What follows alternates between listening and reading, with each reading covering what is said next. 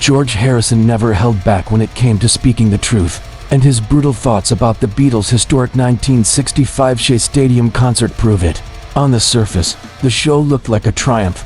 55,600 screaming fans packed into a baseball stadium, the biggest audience ever gathered for a live music event.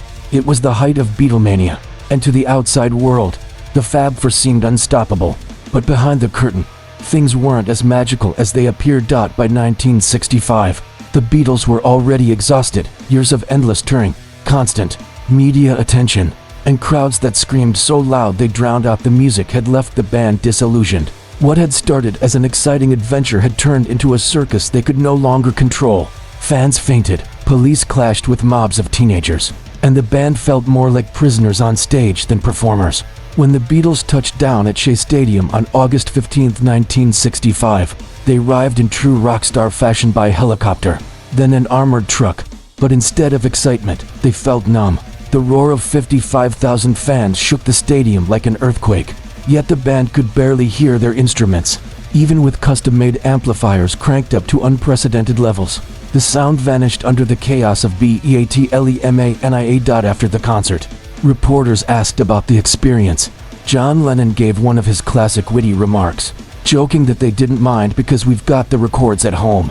But George Harrison wasn't laughing. He later admitted that the concert felt impersonal, and worst of all, that they didn't really care anymore. For Harrison, Shea Stadium wasn't a triumph, it was a breaking point. Still, not everyone saw it that way. Radio icon Cousin Brucky, who introduced the band on stage alongside Ed Sullivan, remembered the moment completely differently. He recalled the atmosphere as pure magic, saying the energy that night was like nothing he had ever felt before, an overwhelming force of love between the Beatles and their fans. Even backstage, Lennon and McCartney nervously asked him if the concert would be safe, and though he was terrified himself, he reassured them. So was Shea Stadium a lifeless, joyless concert for a band already sick of fame?